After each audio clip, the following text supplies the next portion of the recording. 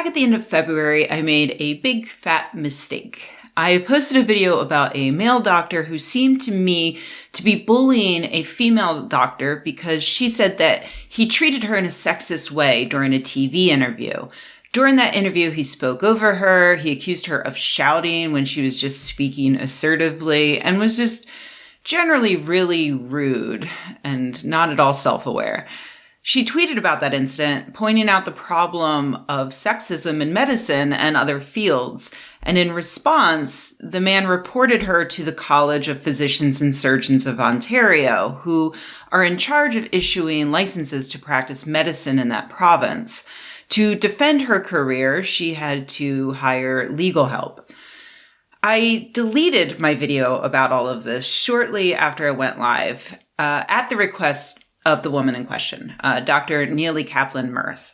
I don't think I've ever deleted a video at someone's request before, but this was a special circumstance, and I'd like to take a few minutes to explain why. As many of you probably already know, when I lived in London, I worked with Simon Singh and sympathetic MPs to try to improve the UK's draconian libel laws, which at the time allowed various quacks and nefarious actors to bully critics into silence by threatening to sue them.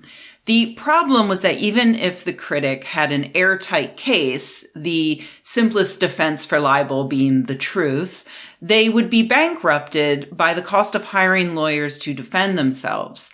In the face of that, they would often simply cave, deleting their criticism, which may have been valid. Others would hear that, and then they would self-censor, choosing to not criticize the quack in question at all, lest they be sued as well. Simon Singh wrote a critique about the British Chiropractic Association, who tried this little libel bullying trick since they thought that they could easily silence this poor, timid journalist. But Simon fought back, and after years of expensive court cases, he actually won. He went on to make substantial improvements to libel law, but to be honest, it's still not great over there. I got my own libel threat here in the United States back in 2016 when the editor of Skeptical Inquirer, Ben Radford, had his lawyer send me a cease and desist letter because I reported on his alleged sexual harassment of his ex-girlfriend, Karen Stolznow. His lawyer suggested in that letter that I hire my own lawyer, so I hired the guy who had just previously beaten his lawyer in a defamation lawsuit. Because I'm an asshole. This worked very well, as eventually Ben ended up saying that he actually wasn't going to sue me after all. In the end, I still had to pay about $5,000 to not go to court. And I would not have had that money had I not been able to set up an Indiegogo. It all sucked because when I first got that lawsuit threat from Radford's lawyers I consulted told me that no matter what I do, I should not go public with the threat because anything I said publicly could make the legal case worse. So it's like, cool, I have a real life lawyer threatening to bankrupt me, and I cannot deal with this in the way that I would normally deal with my other anxieties in life by tweeting jokes about it. And I certainly couldn't set up a crowdfunding site to afford the retainer for my lawyer, which was several thousands of dollars that I had to put up first thing. So I had to put that on credit cards. It was actually several weeks of back and forth between our lawyers before my lawyer finally gave me the go-ahead to go public and set up the crowdfunding site.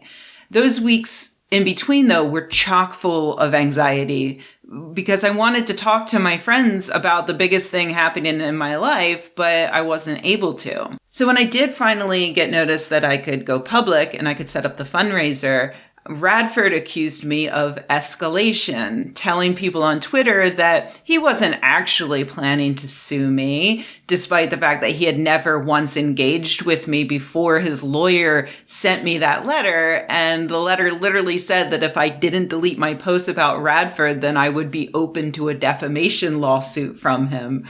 This led to men spamming anyone who tried to spread the word, telling them that I was lying and encouraging them not to support me. So that was fun.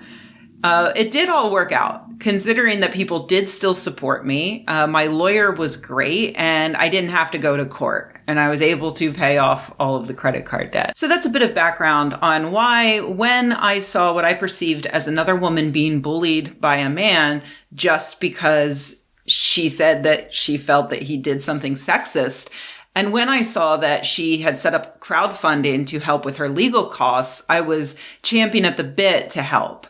What I forgot is what happens to women in these scenarios and what happened to me in this scenario. Any response other than meekly folding can be seen as escalation. Any publicizing of what's happening can be met with an equal and opposite amount of threatening, either by that initial bully or by new bullies who come out of the woodwork because they learn about the case and they want to put another feminazi in her place. And so by trying to help Dr. Kaplan-Myrth, I also may have increased her very understandable anxiety. So when she asked, I took down the video, and I felt terrible remembering the stress that I was under back in 2016 and knowing at least a little bit how Dr. Kaplan-Myrth must have been feeling. That said, she reached out to me again recently and thanked me for my support and suggested that I try to do another video, which is this video that you're watching right now, obviously. Because remember how Radford's libel threat attracted trolls who then attacked me? Well, the same thing has happened to Dr. Kaplan-Myrth. This week, she received some hate mail in the actual mail, like, when is the last time you felt strongly enough about anything to type something out, print it, put it in an envelope, and snail mail it to someone? For me, that was this past Christmas when I sent a few friends letters telling them how much I love them. And even that took an extraordinary amount of energy. Here is what one anonymous person decided to send to Dr. Kaplan-Myrth. I would have started this off with Dr. Kaplan-Myrth, but I do not think you deserve the title of doctor. I watched the debate with Dr. Rao and had to laugh and laugh. Maybe in your bizarre world of like-minded fluorescent-haired ideologues, you were felt to have won the debate, but no one else thinks you did. You came across as a shrill, bug-eyed loon, spouting irrational nonsense and overreacting with proclamations of sexism. It was cringeworthy and embarrassing. You were pathetic. It was hilarious to see you humiliated like that on TV. You are one of the most hated people ever to train and work in Ottawa. So many people love to see you get taken down like that. And how did someone with a vaunted PhD in anthropology from Yale end up so small, so unloved, and so unsuccessful? The PhD thing is ludicrous. Many of us have multiple degrees with credentials and credibility that would blows yours out of the water. Only the most insecure and smallest minded of us would throw them in others' faces. But then again, most of us have more to offer than your vainglorious nonsense. We have things like friendliness, collegiality, professionalism, and competence. Ever heard of those? You know the PhD thing is pathetic, don't you? And then there's the whole social justice nonsense. Really? Are you so blinded to reality to believe this foolishness? Do you really believe that women have it hard in medicine? Do you really believe that we oppress blacks and aboriginals just because we're a bunch of white guys who want to keep power? In what world do you live? Probably you live in one surrounded by like-minded fools who have so little decent and good about them that they have to bring others down. Funny how the word pathetic keeps coming up. What is it like to be so angry, to always look for the worst, to see hatred and unfairness everywhere? Well, there's that word pathetic again. And then there is your ranting about women not having a voice in the COVID pandemic. Have you heard of Vera Etches, Bonnie Henry, Supriya Sharma? How about Theresa Tam? You're such a foolish, unthinking, embarrassing person. It is all about your ideology. Reality does not matter. And sadly, you are raising 3 feminist children in this environment of nonsense. Poor kids. They deserve a better mother. You are a pathetic fool, an idiot. You are so blinded by your obsessions that you cannot see reality. You are the hated medical laughingstock of Ottawa. Now, nowhere does he threaten her physically, but as someone who has received many correspondences like this, I can tell you that it is terrifying. It's terrifying to know that there is that somewhere out there's this person who is obsessed with you and who hates you this much just because you spoke up about sexism and racism, because you spoke up against hate. They hate you. And that is the exact point of this letter, which is why it was sent anonymously. The point is to terrify her into silence.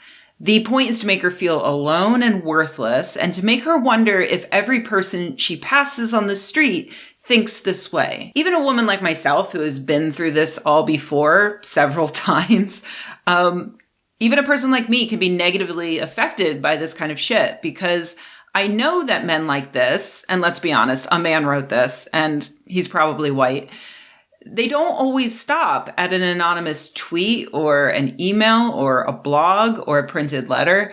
They sometimes drive to your house and murder your family, like the men's rights activist Roy Den Hollander did after previously writing a racist and sexist blog about U.S. District Judge Esther Salas. They gun down women outside a sorority house like Elliot Rodger did after posting a sexist rant about women rejecting him on YouTube. They drive to a gym to murder women because they're a misogynist like George Sodini did after 9 months of posting on his own website about how much he hates women. It's so easy to find these examples. I could give you 100 more. There are so many of these men out there. And remember that when I got actual death threats from men whose identities I could establish, the cops told me that there are just too many of these men to bother following up on them. And they had no way of knowing which of them would be the ones who actually would carry out the violence that they were threatening. So instead of doing anything about it, they said that they would just make a report so that if someone did kill me, then they'd have a good suspect list to start with. That's how many of these men are out there. This is the shit that women deal with when they speak up, which is one reason why many women understandably don't want to speak up. It's easier for some people to simply deal with the sexism or the racism or the homophobia than to risk escalating it to real world violence by simply pointing it out.